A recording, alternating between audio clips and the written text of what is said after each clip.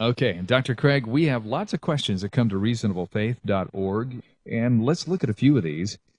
This says, Dear Dr. Craig, in his debate with a Christian, an atheist mentioned you a number of times and said this during his first rebuttal. You say that Quentin Smith says that if you're an atheist or a naturalist and you accept the Big Bang Theory, then you have to believe it came out of nothing. And this is simply false, because I corresponded privately with Quentin Smith, as well as almost every other atheist philosopher in the United States, Canada, England, and Australia, and I conducted a non-scientific poll, and I'm here to tell you that unanimously, all of the philosophers I asked said that an atheist does not have to believe that the universe popped into existence out of nothing to accept the Big Bang Theory. He goes on to quote Quentin Smith, who said, I agree with Graham Oppy that William Lane Craig is just relying on slogans, especially when he uses out of nothing, nothing comes. And Quentin Smith, in that quotation, was referring to Graham Oppy, an Australian philosopher, who had also written a quote, I think this is an instance of Craig's reliance upon slogans. Now, we have two things to talk about here. First of all, can the naturalist believe that the universe just is, and that it didn't simply pop into existence out of nothing? We need to address that, and then we need to address this accusation about slogans. Okay, good, Kevin. I think you have separated accurately the two issues that seem to be raised in this question. And I would respond to the first by saying that certainly the naturalist is able to say that a universe with a beginning simply is, without coming into being out of nothing, if he is willing to adopt a certain theory of time that permits that.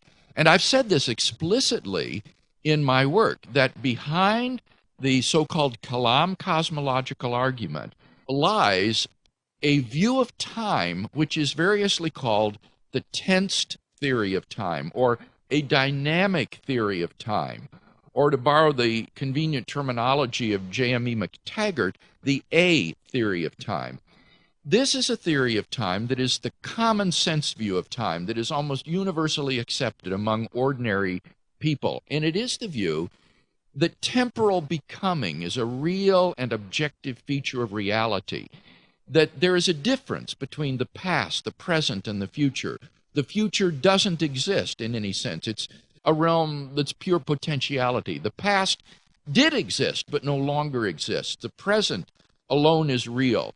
And things really do come into being and go out of being with the lapse of time. And on that view, if the universe began to exist, then the universe definitely did come into being at the first moment of its existence without any sort of antecedent conditions. It came into being from nothing. Not in the sense that there was a prior state of reality, which is a state of nothingness. Rather, it came into being out of nothingness in the sense that it came into being at that first moment of its existence, and there was nothing before it. That is to say, there was not anything before it. And so in that sense, the coming into being of the universe is a tensed fact that happens at the first moment of its existence, and it does so without any sort of causal antecedents. It is only if you adopt a tenseless or static or so-called B theory of time, according to which all events in time are equally real, that you could say that the universe has a beginning, but that the universe didn't come into being at that first moment.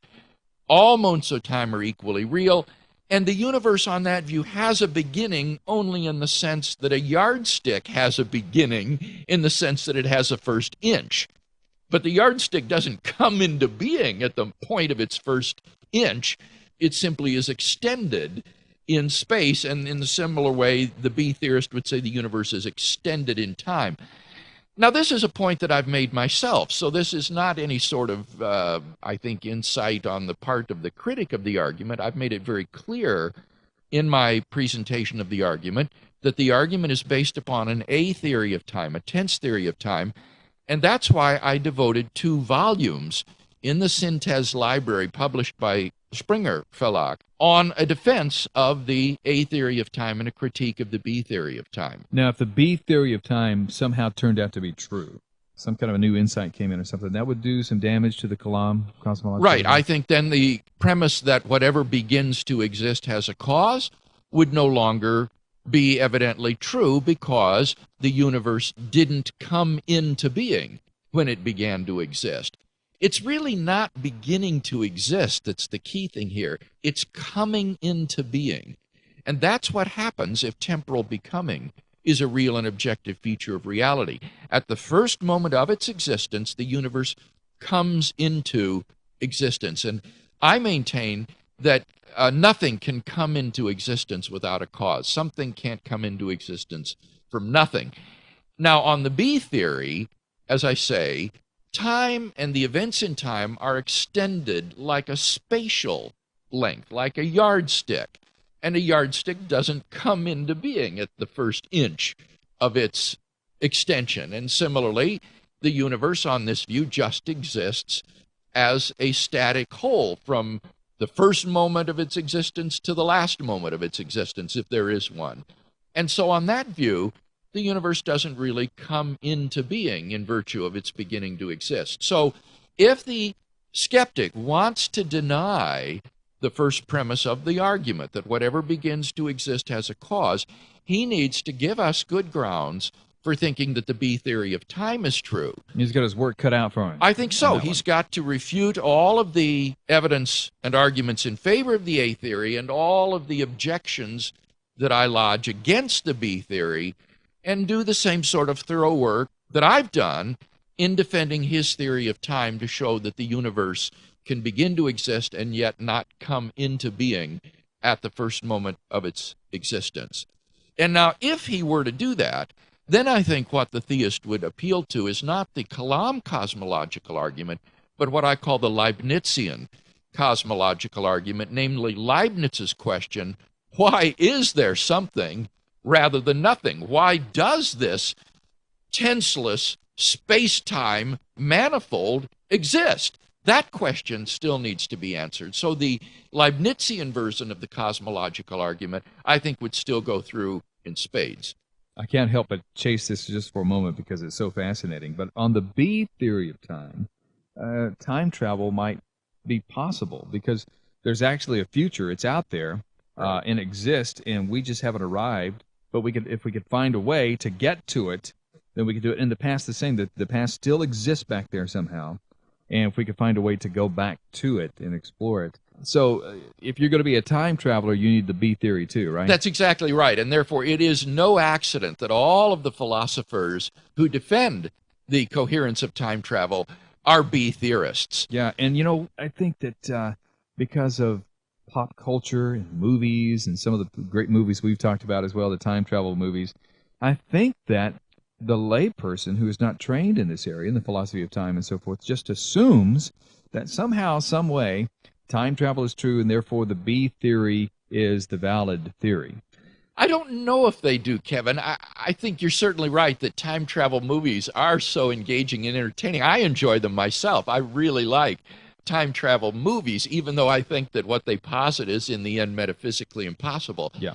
On the other hand, though, I think, Kevin, that people have a deep, deep sense that the future is open, that it's not yet in any way determined. It's not out there just sort of waiting for us to arrive at it, that we will shape the future, and that it isn't as real as the present, and that things that are past have somehow literally passed away, that they're not as real as we are right now. Now, that may vary, I suppose, from person to person, but even B theorists admit that the view of the normal average man, so to speak, will be an atheoretic view of time. Now, what about this accusation leveled towards you on slogans, using slogans? Is this something that philosophers try to catch each other at from time to time? I don't think so, typically. This is, I find, an odd allegation. What they're referring to is my appeal to the sort of metaphysical first principle that out of nothing, nothing comes, or that something cannot come out of nothing, or that being cannot come from non-being. And I think that far from being mere slogans, these are articulations of a very fundamental principle of metaphysics that goes all the way back to Parmenides in ancient Greece. Parmenides argued that being can only come from being, and that being cannot come from non-being. And it seems to me that that is a very fundamental metaphysical insight that is more than just a slogan. It's really, I think, a self-evident principle when you think about it. So it would be, I would say, a primitive metaphysical principle beyond which it's very difficult to get. Everyone has sort of first principles or foundational principles.